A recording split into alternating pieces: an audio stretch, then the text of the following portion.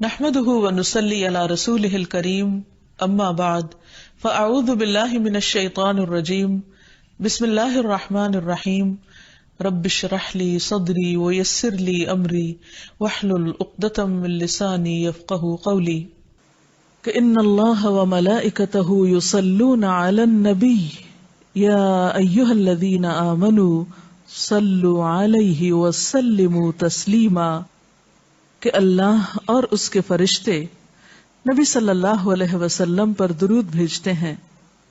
اے لوگو جو ایمان لائے ہو تم بھی ان پر درود و سلام بھیجو۔ تو رسول اللہ صلی اللہ علیہ وسلم کے ذکر کا، آپ کی یاد کا بہترین طریقہ آپ پر درود بھیجنا ہے، آپ کے لیے دعائے رحمت کرنا ہے۔ وہ عظیم ہستی جس پر اللہ رب العزت کی رحمت برستی ہے، جس کا ذکر اللہ سبحانہ و تعالی فرشتوں میں کرتے ہیں، جن پر فرشتے دعائے رحمت بھیجتے ہیں، آخر ان کا ذکر اور ان پر درود و سلام میں اور آپ کیوں نہ بھیجیں گے؟ آپ صلی اللہ علیہ وسلم پر درود بھیجنا خود ہمارے اپنے لیے باعث سعادت ہے، باعث رحمت ہے۔ آپ صلی اللہ علیہ وسلم اس کے محتاج نہیں۔ مشرق ہو یا مغرب، شمال ہو یا جنوب، دنیا کے گوشے گوشے میں آپ کا ذکر خیر ہو رہا ہے، دن رات، آذانوں میں، نمازوں میں، جہاں جہاں آپ کا نام لیا جائے۔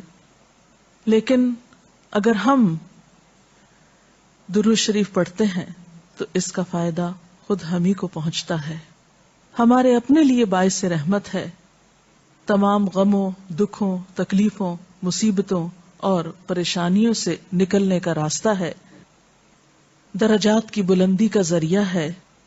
رسول اللہ صلی اللہ علیہ وسلم نے فرمایا، جس نے مجھ پر ایک بار درود بھیجا اللہ تعالیٰ اس پر 10 مرتبہ رحمتیں نازل فرمائے گا۔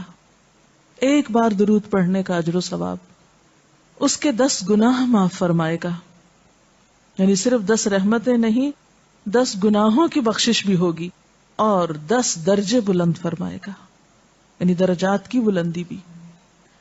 اسی طرح درود شریف آپ صلی اللہ علیہ وسلم سے قربت کا ذریعہ بھی ہے۔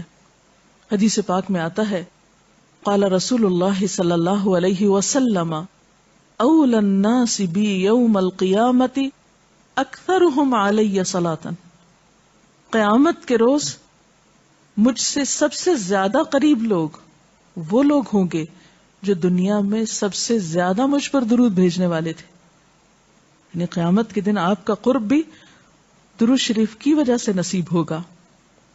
پھر اسی طرح اگر انسان کوئی اور دعا نہ بھی کر سکے، غم، دکھ اور تکلیف کی حالت میں صرف درود شریف بھی پڑھتا رہے تو اسے ساری دعاؤں سے کفایت کر جائے گا۔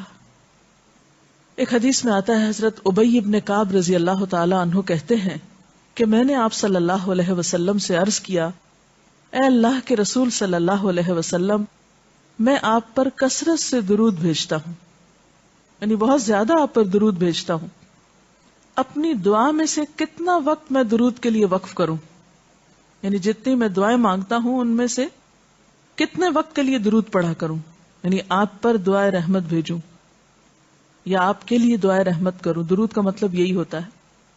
تو آپ صلی اللہ علیہ وسلم نے فرمایا، جتنا تو چاہے۔ کہتے ہیں کہ میں نے عرض کیا، کیا 1/4 وقت صحیح ہے؟ 1/4؟ آپ نے فرمایا جتنا تو چاہے، لیکن اگر اس سے زیادہ کر لے تو تیرے ہی لیے بہتر ہے۔ میں نے عرض کیا، آدھا وقت مقرر کر لوں؟ آپ نے فرمایا جتنا تو چاہے، لیکن اگر اس سے زیادہ کر دے تو یہ تیرے ہی لیے بہتر ہے۔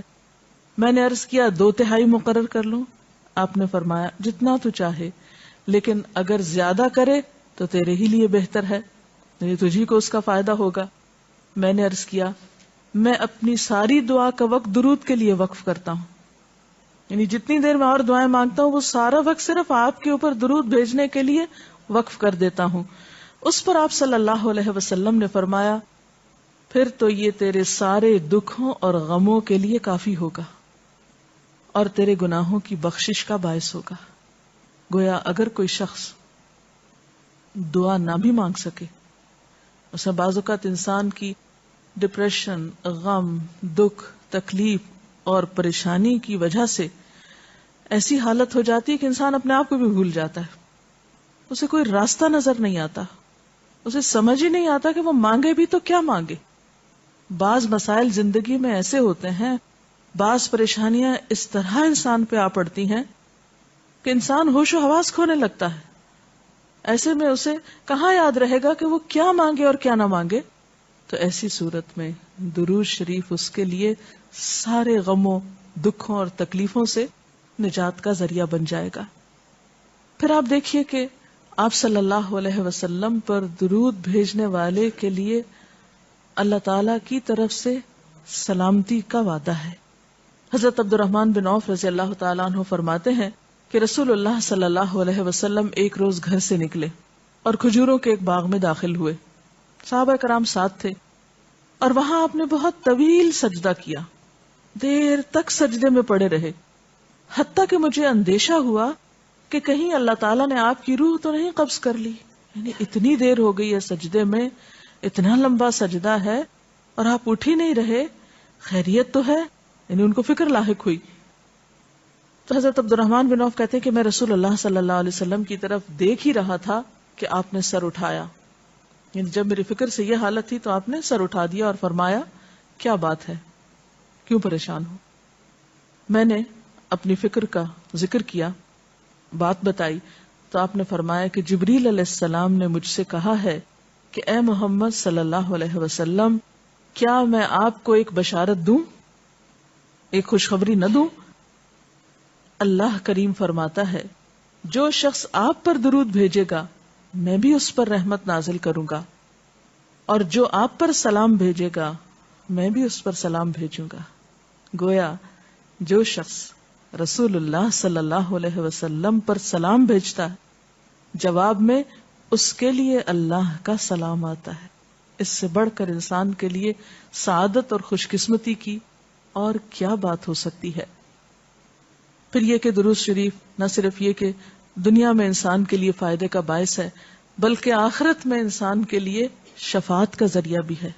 درود شریف پڑھنے والوں کو نبی صلی اللہ علیہ وسلم کی شفاعت نصیب ہوگی۔ آپ نے فرمایا جس نے 10 مرتبہ صبح و شام مجھ پر درود بھیجا اسے قیامت کے دن میری شفاعت حاصل ہوگی۔ اب یہ کہ اگر زیادہ وقت نہ بھی ملے تو 10 دفعہ درود شریف پڑھنا آخر کیا مشکل ہے، کتنی دیر لگ جائے گی، لیکن اس کا اجر و ثواب اور اس کا فائدہ کس قدر ہے۔ پھر اسی طرح درود شریف دعاؤں کی قبولیت کا ذریعہ بھی بنتا ہے، یعنی اگر دعا کرنے سے پہلے درود شریف پڑھا جائے اللہ تعالیٰ کی حمد و ثنا کے بعد تو اس سے دعا کی قبولیت میں اضافہ ہوتا ہے۔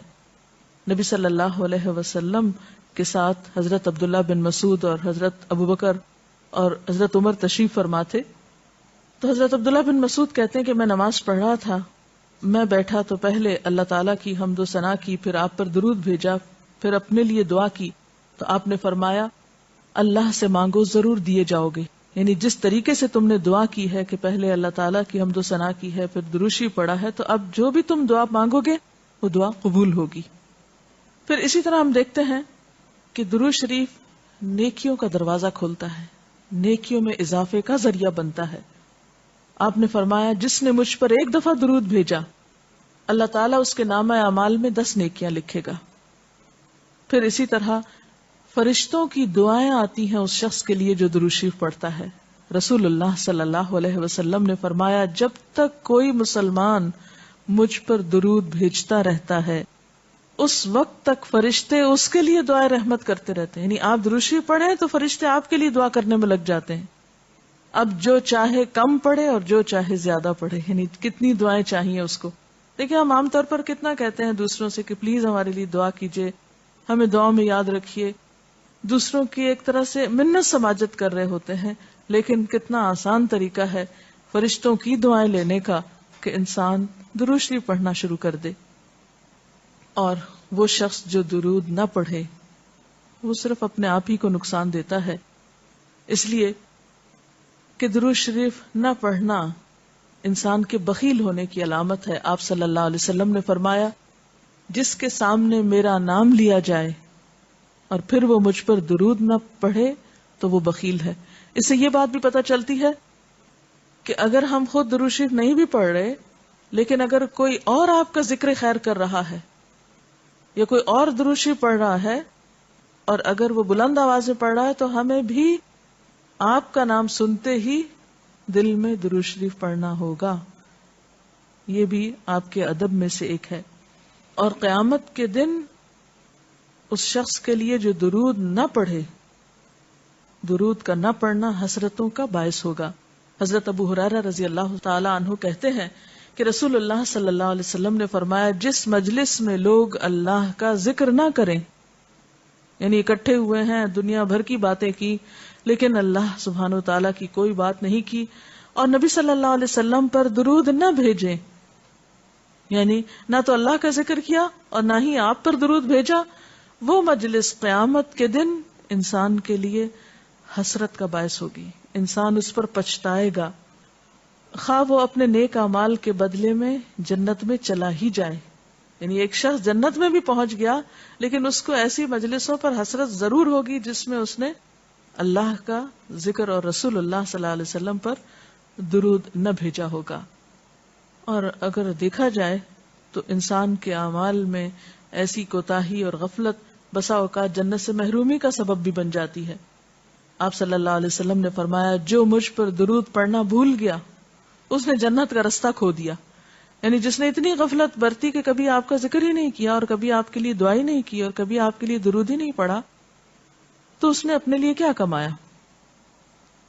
تو ہمارے لیے دن میں بے شمار مواقع ایسے ہوتے ہیں کہ جس میں ہم درود شریف پڑھ سکتے ہیں. سب سے پہلا موقع تو خود نماز کا موقع ہے. اس وقت تک نماز مکمل نہیں ہوتی جب تک ہم اس میں درود شریف نہیں پڑھتے. پھر اسی طرح عام نمازوں کے علاوہ نماز جنازہ میں بھی درود شریف پڑھا جاتا ہے. پھر اذان کے بعد درود شریف پڑھا جاتا ہے. آپ صلی اللہ علیہ وسلم نے فرمایا، جب مؤذن کی آواز سنو یعنی اذان سنو تو وہی کہو جو مؤذن کہتا ہے، یعنی اذان کا جواب دو، پھر مجھ پر درود پڑھو. یعنی اذان کا جواب دینے کے بعد جب اذان ختم ہو جائے تو کیا کرنا چاہیے؟ نبی صلی اللہ علیہ وسلم پر درود بھیجنا چاہیے، کیونکہ مجھ پر درود پڑھنے والے پر اللہ تعالیٰ 10 رحمتیں نازل فرماتا ہے. اس کے بعد میرے لیے اللہ سے وسیلہ مانگو، جو جنت میں ایک مقام ہے جو جنتیوں میں سے صرف کسی ایک ہی کو ملے گا، اور مجھے امید ہے کہ وہ جنتی میں ہی ہوں گا. یعنی آپ صلی اللہ علیہ وسلم ہی کے لیے وہ مقام ہے. اور آپ نے یہ بھی فرمایا کہ من سألی اللہ الوسیلہ، جس نے اللہ سے میرے لیے وسیلہ کی دعا کی، یعنی درود شریف کے علاوہ آت محمد الوسیلۃ دعا ہم پڑھتے ہیں، یہ دعا بھی پڑھی جانی چاہیے. تو جس نے یہ دعا پڑھی اس کے لیے میری شفاعت واجب ہو جائے گی، یعنی قیامت کے دن پھر میں اس کے لیے شفاعت کروں گا. نمازوں کے علاوہ، خاص مواقع کے علاوہ دن میں جب بھی آپ چاہیں درود شریف پڑھ سکتے ہیں، لیکن عام دنوں کے علاوہ جمعے کے دن خصوصی طور پر درود شریف پڑھنے کی تاکید ہے، کیونکہ آپ نے اس کا خود حکم دیا. آپ صلی اللہ علیہ وسلم نے فرمایا، جمعہ کے روز کثرت سے مجھ پر درود پڑھا کرو. جو آدمی جمعہ کے روز مجھ پر درود بھیجتا ہے وہ میرے سامنے پیش کیا جاتا ہے. اسی طرح دعا سے پہلے، دعا کے بعد، پھر جہاں کہیں آپ کا نام لیا جا رہا ہو یا لکھا جا رہا ہو یا کسی بھی طرح آپ کا ذکر آئے وہاں آپ کے لیے درود پڑھنا.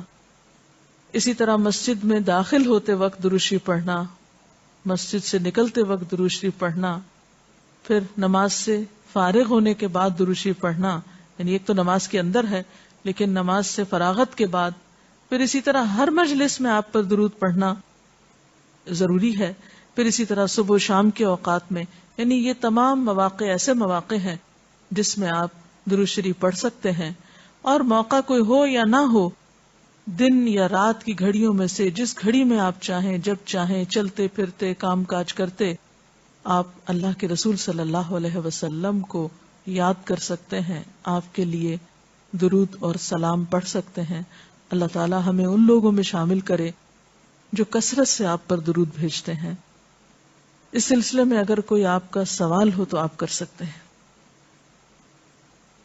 ڈاکٹر صاحبہ، رسول اللہ صلی اللہ علیہ وسلم پر درود شریف پڑھنے کے لیے کیا وضو کا ہونا لازمی ہے؟ وضو کی شرط نماز اور طواف کے لیے، یہ دو کام وضو کے بغیر نہیں ہو سکتے. یعنی اگر کوئی وضو کے بغیر نماز پڑھے گا تو اس کی نماز نہیں ہوگی، یعنی نماز قبول نہیں ہوگی. اسی طرح خانہ کعبہ کا طواف کرنے کے لیے وضو شرط ہے. لیکن اس کے علاوہ باقی نیکی کے کاموں کو کرنے کے لیے اور عام حالات میں بھی باوضو رہنا بہت فضیلت کی بات ہے. لیکن مثلاً اگر آپ قرآن پاک پڑھ رہے ہیں اور آپ کا وضو نہیں ہے تو وہ وضو کا نہ ہونا تلاوت میں خلل انداز نہیں ہوگا. یہ نہیں کہ آپ کی تلاوت قبول نہیں ہوگی، آپ کو جو بھی صورت یاد ہے آپ پڑھ سکتے ہیں. اسی طرح اگر قرآن پاک بغیر وضو کے آپ اپنی زبان سے پڑھ سکتے ہیں تو درود شریف بھی پڑھ سکتے ہیں، اس میں کوئی شرط نہیں ہے. لیکن ظاہر ہے کہ باوضو پڑھنے میں اور بغیر وضو پڑھنے میں فرق تو ہے. باوضو درود شریف پڑھنا زیادہ بہتر ہے، پسندیدہ ہے بنسبت بغیر وضو کے.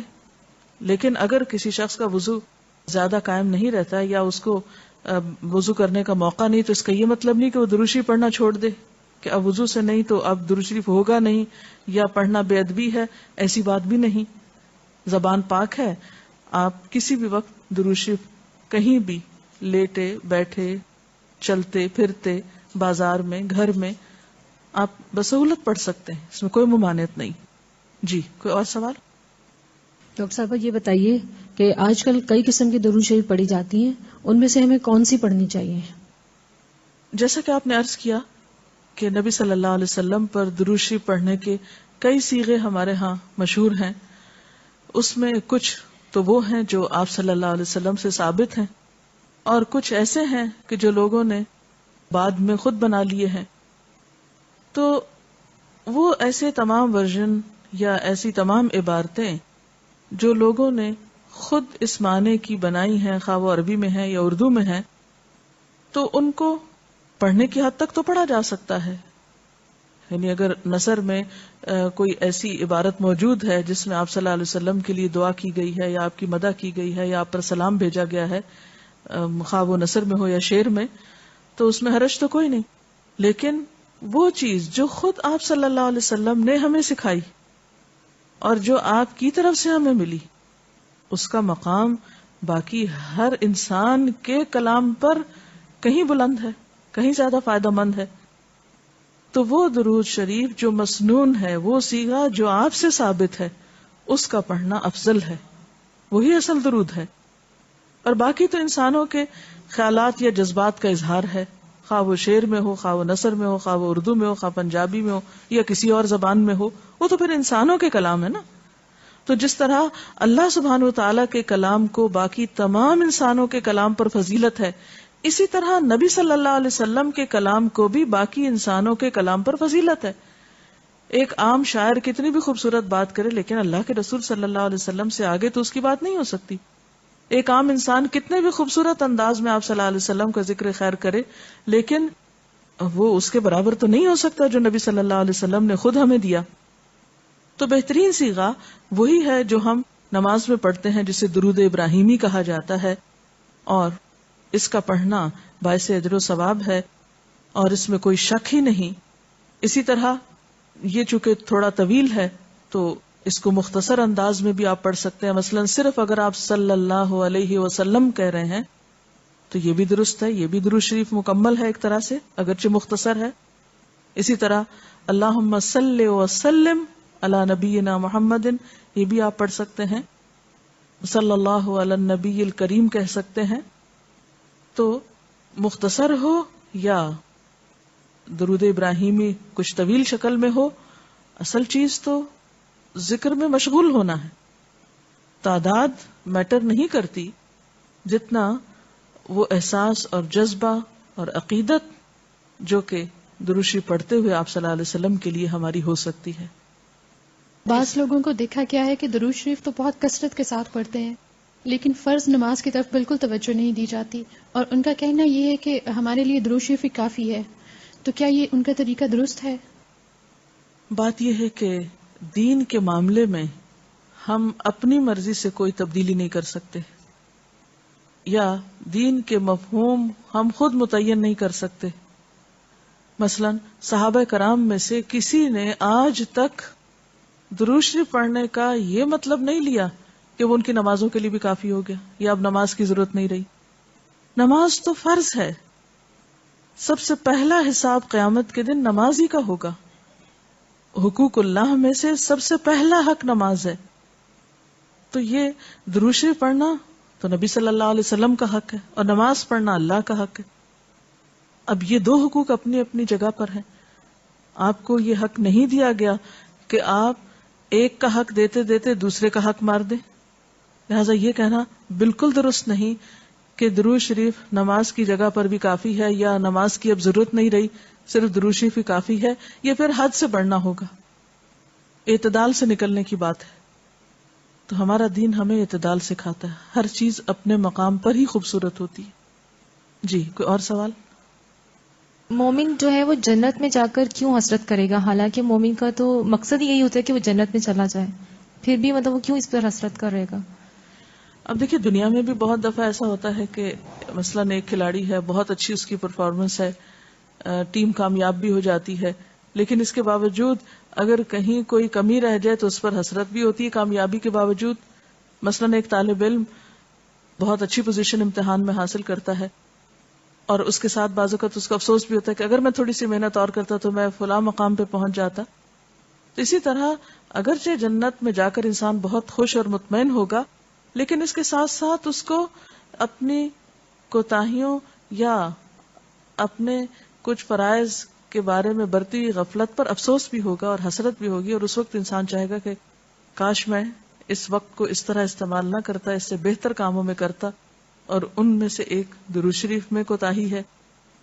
جیسا کہ ہم دیکھتے ہیں کہ کچھ لوگ نبی صلی اللہ علیہ وسلم کہنے کے بجائے صرف نبی صلی اللہ علیہ وسلم کہتے ہیں, تو کیا ایسا کہہ سکتے ہیں؟ عام طور پر لوگ صلی اللہ علیہ وسلم کو مخفف کر دیتے ہیں, یعنی اس کی صرف ایبریویشن استعمال کرتے ہیں. میرے خیال میں ایسا کہنا درست نہیں. جہاں سلم کہا جا رہا ہے وہاں صلی اللہ علیہ وسلم کہنے میں کتنی دیر لگتی. میرا خیال ہے کہ سب سے آسان کام زبان استعمال کرنا ہے. دنیا کی باتوں میں ہم کبھی نہیں تھکتے. لمبی لمبی گفتگویں, ایک بات کو بار بار کرنا ہماری عام عادت میں شامل ہوتا ہے. لیکن جہاں ایسے کلام کی بات آتی ہے کہ جس کے ایک دفعہ ادا کرنے سے 10 رحمتیں ہم پر آتی, وہاں ہم بخل کر جاتے ہیں.